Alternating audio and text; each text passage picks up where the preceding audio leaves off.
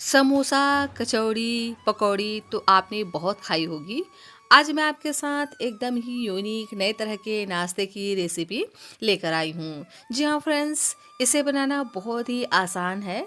Simple 2 से 3 चीज़ों से यह रेसिपी बन जाता है और खाने में इसका टेस्ट एकदम ही यूनिक और नया होता है। तो एक बार आप इस रेसिपी को ज़रूर से ट्राई कीजिएगा। सुपर क्रिस्पी यह बन कर के तैयार होता है। कम खर्च में बनने वाली सुपर टेस्टी और सुपर हेल्दी यह रेसिपी है जो प्रोटीन रिच बन करके तैयार होता है। और इस रेसिपी की खास बात पता है क्या है कि इसके लिए आपको पहले से कोई भी प्रिपेयर करके रखने की ज़रूरत नहीं है। इंस्टेंट तरीके से इस रेसिपी को आप बनाकर तैयार कर सकते हो। अगर घर में आए अचानक मेहमान और उन्हें आप सर्व करना चाहें कुछ स्पेशल नया सा रेसिपी, तो यह रेसिपी आपके लिए है। देख सकते हैं बहुत ही बढ़िया सा इसका लुक आता है और इसका टेस्ट भी बहुत ही औसम रहता है। और पहले आप इसकी आवाज़ सुनिए।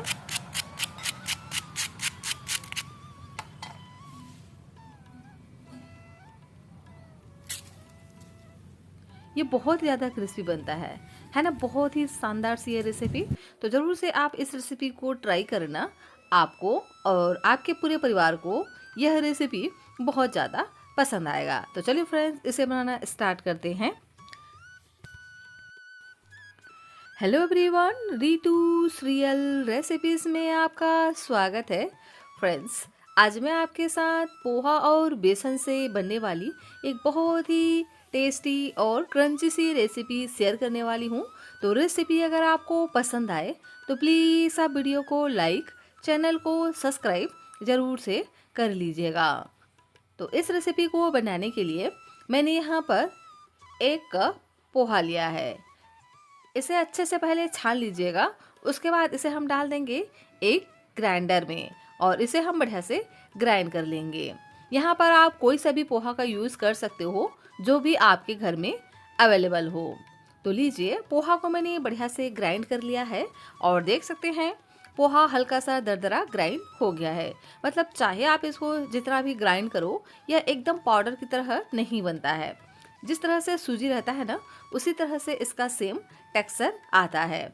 देख सकते हैं कि कितना यह अच्छे से पीस करके तैयार हो गया है। तो अभी हम इसको इसी तरह से साइड में रख देते हैं और कर लेते हैं एक दूसरी तैयारी। तो यहाँ मैंने एक बड़ा सा मिक्सिंग बाउल लिया है। इसमें हम डाल देंगे बेसन। तो जितना हमने पोहा लिया है उसका आधा हम यहाँ पर बेसन का इस्तेमाल करेंगे और पानी हम डालेंगे 1 कटोरी। मतलब जितना हमने पोहा लिया है उतना ही हम यहाँ पर पानी का इस्तेमाल करेंगे। तो बेसन का एक घोल तैयार करेंगे। तो थोड़ा थोड़ा पानी को डालते हुए इसका हमें एक घोल तैयार करना है, जिससे बिल्कुल भी बेसन में लम्स नहीं पड़ेंगे।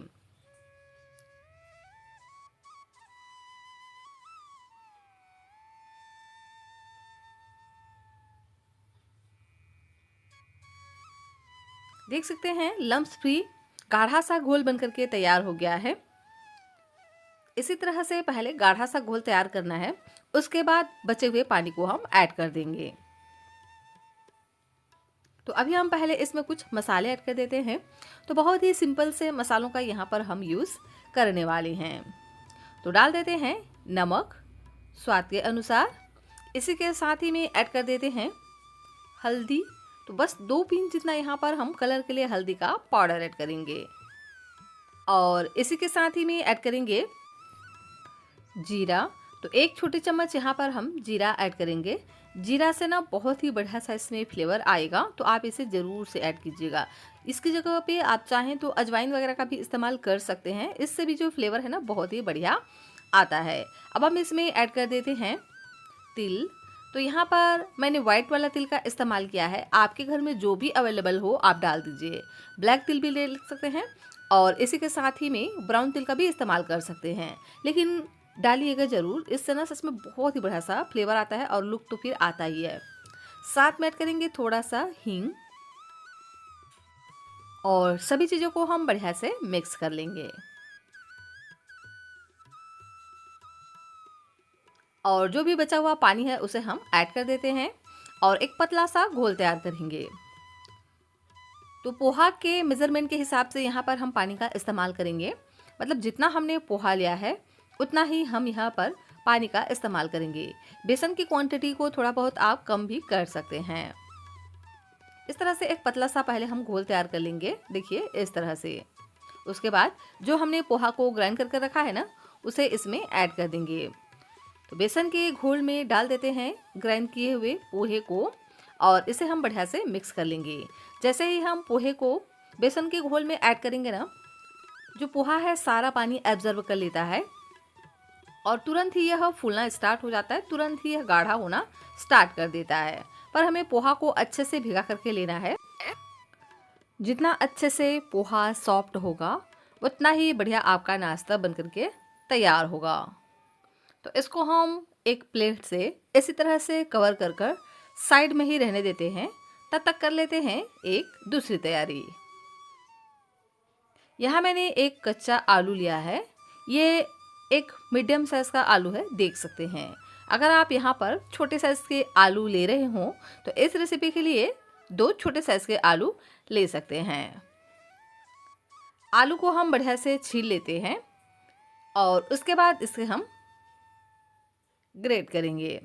फ्रेंड्स, आपसे एक विनती है, रेसिपी अगर आपको थोड़ी सी भी अच्छी लगे तो प्लीज़ आप वीडियो को लाइक, चैनल को सब्सक्राइब ज़रूर से कर लीजिएगा और इस रेसिपी को अपने फ्रेंड्स और फैमिली के साथ शेयर भी ज़रूर से कीजिएगा।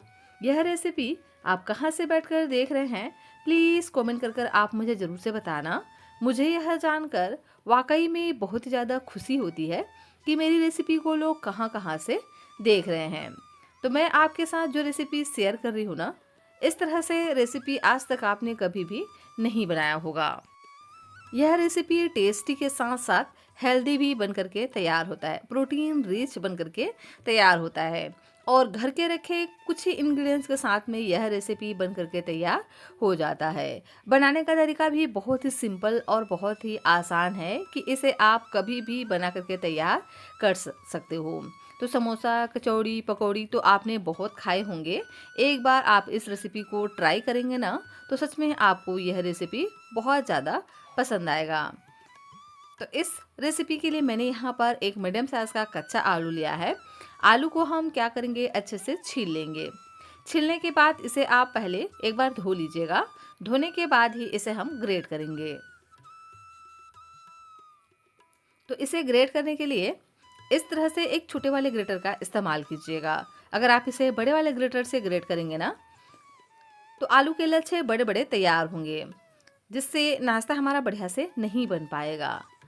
तो इस तरह से अगर आप छोटे वाले ग्रेटर का इस्तेमाल करके इस रेसिपी को तैयार करेंगे ना तो बहुत ही जल्दी से आपकी रेसिपी बन करके तैयार हो जाएगी और एकदम ही लच्छेदार बन करके तैयार होगा। देख सकते हैं आलू को मैंने बढ़िया से ग्रेट कर लिया है छोटे वाले ग्रेटर से। अब हम आलू को इसी तरह से इस्तेमाल नहीं करेंगे क्योंकि आलू में होता है स्टार्च। तो इसको हम बढ़िया से धो लेंगे ताकि इसका जो भी स्टार्च है वह निकल जाए। तो 2 से 3 बार आप चाहे तो इसको धो सकते हैं और इसका सारा पानी हम निचोड़ कर एक दूसरे प्लेट में रख लेते हैं। अच्छे से इसको हमें निचोड़ना है और बिल्कुल भी इसमें पानी नहीं होना चाहिए। अगर हल्का फुल्का इसमें पानी रह भी जाता है तो कोई दिक्कत नहीं है, लेकिन हम इसको इस तरह से अच्छे से निचोड़ लेंगे और इस तरह से खिला खिला सा आलू हम बना करके पहले तैयार कर लेते हैं। देख सकते हैं लच्छेदार सा आलू हमारा बन करके तैयार हो गया है। तो अभी हम इसको इसी तरह से रहने देते हैं और चलते हैं गैस की तरफ। यहाँ मैंने लिया है एक कढ़ाई। कढ़ाई में डाल देते हैं 1 छोटी चम्मच ऑयल। ऑयल को बढ़िया से गर्म होने देंगे। उसके बाद डाल देंगे जीरा। 1 छोटी चम्मच यहाँ पर हम जीरा ऐड करेंगे और जीरा को पहले हल्का सा क्रैकल होने देंगे। उसके बाद यहाँ पर हम डाल देते हैं कुछ फ्लेवर के लिए चीज़ें। तो 1 इंच अदरक को मैंने ग्रेट करके ले लिया है। साथ ही मैंने ऐड किया है लहसुन। तो 2 से 3 लहसुन को इस तरह से बारीक बारीक कट करके ऐड कर देंगे। आप चाहें तो यहाँ पर अदरक और लहसुन का पेस्ट भी ऐड कर सकते हैं, लेकिन इस तरह से अगर आप फ्रेश ग्रेट करके डालते हैं, लहसुन को इस तरह से कट करके डालते हैं ना, तो बहुत ही बढ़िया सा इसमें फ्लेवर आता है। जैसे आपको जैसा पसंद हो उस तरह से आप डाल सकते हैं। साथ ही तीखेपन के लिए हरी मिर्च इस्तेमाल करेंगे। तो मैंने यहाँ पर 2 हरी मिर्च का इस्तेमाल किया है। आपको जितना पसंद हो आप डाल सकते हैं। साथ ही ऐड कर देते हैं प्याज। पहले हल्का सा इनको भून लेंगे, उसके बाद यहाँ पर हम कुछ सब्जियाँ ऐड करेंगे। तो आपको जो भी सब्जियाँ पसंद हो यहाँ पर आप ऐड कर सकते हैं। मैंने एक मीडियम साइज़ के प्याज लिए हैं। प्याज को इस तरह से एकदम बारीक बारीक कट करके ऐड करेंगे। साथ ही पत्ता गोभी का भी मैंने इस्तेमाल किया है, इसे भी इस तरह से बारीक बारीक कट करके ऐड करेंगे और सभी चीज़ों को हम बढ़िया से भून लेंगे। सब्जियों में यहाँ पर आप गाजर, शिमला मिर्च, मूली को भी कस करके ऐड कर सकते हैं। उसका सारा पानी निचोड़ लीजिएगा अगर आप यहाँ पर मूली डाल रहे हो तो, और अच्छे से इसको इस तरह से सभी सब्जियों को भून लेंगे। जो भी आपके घर में अवेलेबल हो ना आप डाल सकते हैं, चाहे तो यहाँ पर फूल गोभी वगैरह का भी इस्तेमाल कर सकते हैं। मैं इसे सिर्फ 2 से 3 चीज़ों से बना करके तैयार करने वाली हूँ। तो ये सब्जियाँ थोड़ी जल्दी पक जाए इसके लिए यहाँ पर हम नमक डाल देंगे। स्वाद अनुसार नमक ऐड करेंगे और सभी चीज़ों को बढ़िया से मिक्स कर लेंगे। और अब हम इसमें डाल देंगे आलू, जिसे हमने ग्रेट करके रखा था। तो सभी आलू को हम इसमें ऐड कर देते हैं और आलू को हम इन सब्जियों के साथ में हल्का सा भून लेंगे। तो आलू को हमें इतना भूनना है कि ये 50% तक कुक हो जाए। तो कंटिन्यू इसी तरह से चलाते रहना है और आलू को हम तैयार कर लेंगे। जैसे जैसे आलू पकेगा ना ये हल्का सा ट्रांसलूसेंट दिखने लगेगा।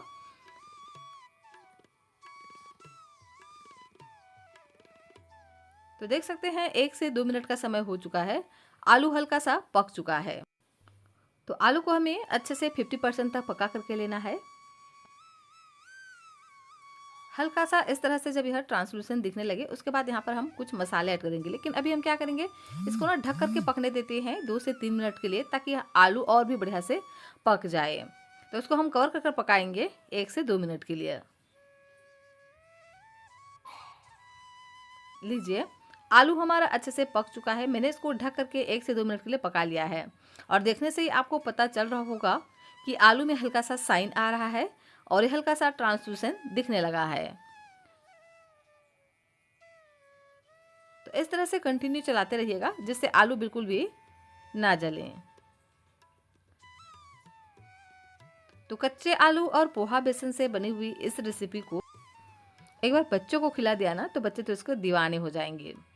तो चलिए अब हम इसमें कुछ हल्के फुल्के से मसाले ऐड करते हैं।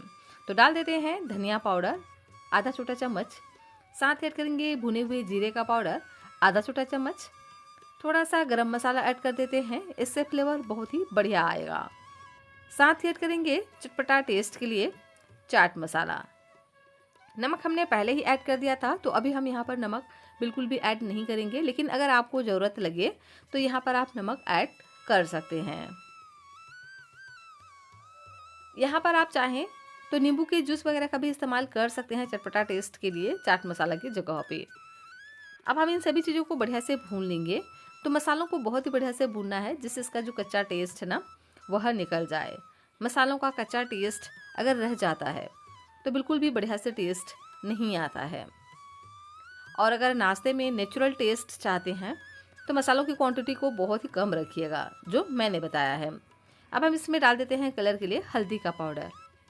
तो बस थोड़ा सा यहाँ पर हम हल्दी का पाउडर ऐड करेंगे और इसे भी 1 मिनट के लिए भून लेते हैं। देख सकते हैं आलू के लच्छे अच्छे से पक चुके हैं, हल्का सा यह ट्रांसलूसेंट दिख रहा है और क्वांटिटी भी आधी हो गई है। तो जब यह इस तरह से पक जाए तो उसके बाद क्या करेंगे, गैस की फ्लेम को हम एकदम लो पे रख देंगे और चलते हैं पोहा बेसन को देख लेते हैं। देखिए ये जो पोहा और बेसन है ना अच्छे से सेट हो गए हैं, पोहा भी बढ़िया से फूल करके एकदम गाढ़ा सा तैयार हो गया है। तो इसी तरह से इसको हमें गाढ़ा ही तैयार करना है। इसके लिए आप परफेक्ट मेजरमेंट का अगर ध्यान रखेंगे तो इसी तरह से गाढ़ा यह तैयार होगा। बस इक्वल क्वांटिटी में आप पानी डालिएगा, मतलब जितना आपने पोहा लिया है उतना ही बेसन के घोल में पानी डाल करके आप एक घोल तैयार कीजिए और उसमें डाल दीजिए पोहे को और 5 से 7 मिनट के लिए इस तरह से साइड में रख देंगे ना तो देख सकते हैं इस तरह से आपका एक गाढ़ा सा डो की तरह तैयार हो जाता है। तो इसी तरह से चिपचिपा सा ही हम इसको तैयार करेंगे। तो अब हम इस पोहा और बेसन को भी ऐड कर देते हैं इस आलू के लच्छे के साथ में और दोनों को हम अच्छे से मिक्स करेंगे। और बेसन को भी हम हल्का सा भून लेंगे, जिससे बिल्कुल भी बेसन का कच्चा टेस्ट नहीं रहेगा।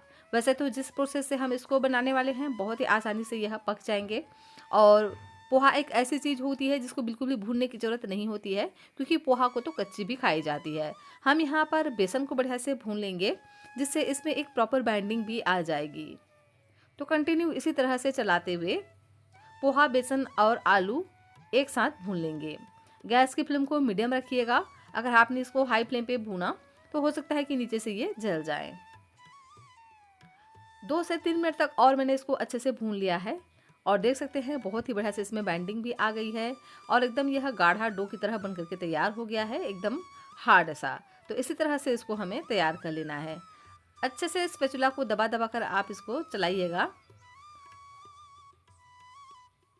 जब इस तरह से तैयार हो जाए तो इसको हम निकाल लेंगे एक बड़े से मिक्सिंग बाउल में और इसको हम स्पैचुला से इस तरह से थोड़ा सा फैला देते हैं ताकि यह थोड़ा सा ठंडा हो जाए।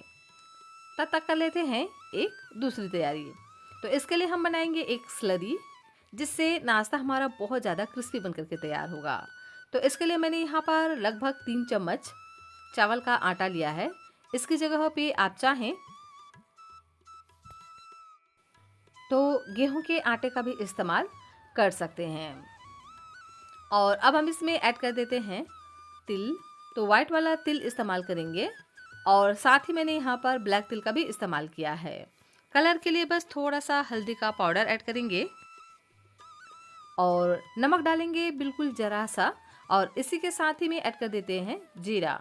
तो बस थोड़ा सा यहाँ पर हम जीरा भी ऐड करेंगे, इससे फ्लेवरफुल बनेगा। और बारीक कटा हुआ हरा धनिया ज़रूर से ऐड कीजिएगा, इससे ना लुक बहुत ही बढ़िया आएगा। अब हम इन सभी चीज़ों को मिक्स करेंगे और थोड़ा थोड़ा पानी डालकर इस तरह से एक गाढ़ा सा स्लरी तैयार करना है। इस स्लरी को थोड़ा गाढ़ा ही रखिएगा, तभी आपकी जो रेसिपी है ना बहुत ही बढ़िया से बन करके तैयार होगी। और इधर देखिए, ये जो हमारा पोहा और बेसन है यह भी हल्का सा ठंडा हो गया है। तो इसको हम अच्छे से मसल कर इस तरह से मिक्स करेंगे और इसका एक डो तैयार करेंगे। तो अगर इसमें आपको पानी की ज़रूरत लगे तो छिड़कते हुए आप यहाँ पर पानी डालिए और अच्छे से इस तरह से मसल कर एक चिकना सा डो तैयार करिए। तो अब हम इसमें ऐड कर देते हैं 1 चम्मच चावल का आटा। तो बहुत ज़्यादा नहीं डालना है, बस थोड़ा सा ही यहाँ पर हम ऐड करेंगे। इससे इसमें ना बहुत ही बढ़िया से एक बाइंडिंग भी आ जाएगी। वैसे आपको ज़रूरत लगे तो डालिए, नहीं तो आप इसे स्किप भी कर सकते हैं। अगर आप इसे सिर्फ पोहा और बेसन से भी बनाएंगे ना जिस तरह से मैंने बताया है, तो बहुत ही बढ़िया से यह बन करके तैयार हो जाता है। और ये हाथों पर चिपकता है क्योंकि हमने यहाँ पर बेसन का भी इस्तेमाल किया है। तो एक बार आप हाथों को अच्छे से वॉश कर लीजिएगा, उसके बाद हाथों से इस तरह से सेप दीजिएगा और हाथों पर थोड़ा सा ऑयल लगा लीजिएगा ताकि आपको सेप देने में कोई भी प्रॉब्लम ना हो और बहुत ही आसानी से यह सेप तैयार हो जाए। तो चलिए अब हम इसको सेप देना शुरू करते हैं। तो एक छोटा सा पोर्शन लेंगे, जितना बड़ा आपको बनाना हो ना उस हिसाब से यहाँ पर आप पोर्शन ले सकते हैं। और इस तरह से इसकी हम टिक्की तैयार करेंगे। तो नींबू से आधे जितना मैंने यहाँ पर इस तरह से पोर्शन लिया है और इसको हम पहले हाथों से दबा दबा कर थोड़ा इसको बॉल की तरह बना के तैयार करेंगे। उसके बाद हथेली से दबाकर इस तरह से चपटा कर लेंगे और देख सकते हैं इस तरह से अगर आप इसको तैयार करेंगे ना तो बहुत ही अच्छे से यह बन करके तैयार हो जाता है। बस इस तरह से आप इसको दबाइए कि किनारे से ये थोड़ा सा पतला हो जाए और बीच से रहे मोटा। इससे बहुत ज़्यादा यह क्रिस्पी बन करके तैयार होंगे। और इसी तरह से पहले सबको हम तैयार कर लेते हैं। उसके बाद क्या करेंगे, इसको हम डाल देंगे स्लरी में जो अभी हमने तैयार किया था। स्लरी में अच्छे से कोट करेंगे और इसे हम डाल देंगे ऑयल में। चम्मच को थोड़ा सा तिरछा कर लीजिएगा जब आप इसको स्लरी में डाल रहे हो, तो जिससे जो भी एक्स्ट्रा स्लरी है वो बाउल में ही चला जाए। इधर मैंने ऑयल को पहले ही गर्म करने रख दिया था। ऑयल हमारा बढ़िया से गर्म हो गया है। तो इस तरह से एक एक करके हम डाल देंगे, जितना एक बार में आ जाए उतना हम डाल देते हैं। और गैस की फ्लेम को पहले हाई रखना है। हाई फ्लेम पे बढ़िया से ऑयल को गर्म कर लेंगे। उसके बाद गैस की फ्लेम को मीडियम रखेंगे और मीडियम फ्लेम पे इसको हम बढ़िया से 4 से 5 मिनट तक फ्राई करेंगे। अच्छे से अलटते पलटते हुए टोटल 4 से 5 मिनट तक इसको हमें फ्राई करना है, जिससे अंदर तक यह क्रिस्पी सुनहरा कलर के हो जाए। ऊपर से आप थोड़ा थोड़ा इस तरह से चम्मच से ऑयल को डाल दीजिएगा, जिससे ऊपर से भी ये बढ़िया से सेट हो जाएंगे। उसके बाद जब इसका साइड को चेंज करेंगे ना, तो बिल्कुल भी इसका जो शेप है वो ख़राब नहीं होगा। 2 मिनट का समय हो चुका है इसको फ्राई करते हुए, और यह एक साइड से हल्का सा क्रिस्पी हो गए हैं, बहुत ही बढ़िया से इसमें कलर आ गए हैं। तो उसके बाद चम्मच की सहायता से इसको हम पलट देते हैं, और नीचे से भी इसको हम फिर से 2 से 3 मिनट तक पकने देंगे। देख सकते हैं ना कि क्या शानदार सा इसमें कलर आया हुआ है। तो नीचे से हमें बिल्कुल भी इसको बहुत ज़्यादा डार्क कलर आने तक नहीं पकाना है। और देख सकते हैं जब इस तरह से यह तैयार हो जाए तो इसे हम एक स्पाइडर वाली छलनी की सहायता से निकाल लेंगे। लीजिए, बहुत ही क्रिस्पी करारी सी रेसिपी हमारी बनकर के तैयार हो गई है।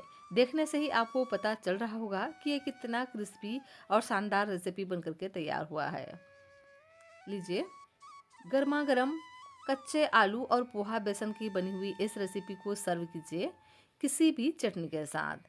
आप इसे टोमेटो केचप के साथ भी सर्व कर सकते हैं। ये बहुत ही ज़्यादा टेस्टी के साथ साथ एकदम ही यूनिक और नई सी रेसिपी है, जो खाने में टेस्टी तो है ही, हेल्दी भी है।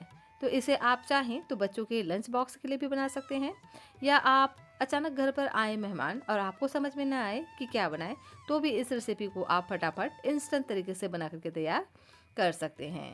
तो ज़रूर से इस रेसिपी को आप ट्राई कीजिएगा। डेफिनेटली यह रेसिपी आपको बहुत ज़्यादा पसंद आएगा। देखने से ही आपको पता चल रहा होगा कि ये कितना क्रिस्पी बन करके तैयार हुआ है। मैं आपको तोड़ करके दिखाती हूँ कि ये कितना शानदार अंदर से भी बना हुआ है। ना तो इसमें किसी भी तरह का हमने फिलिंग ऐड किया है, और ना ही इसको बेलने का झंझट होता है। इंस्टेंट सिर्फ 10 से 15 मिनट में बनने वाली एकदम ही यूनिक और लाजवाब रेसिपी है। देख ही सकते हैं कि यह कितना क्रिस्पी बना हुआ है। तो ज़रूर से इस रेसिपी को ट्राई कीजिएगा। पसंद आए तो वीडियो को लाइक कीजिएगा, चैनल को सब्सक्राइब भी कर लीजिएगा।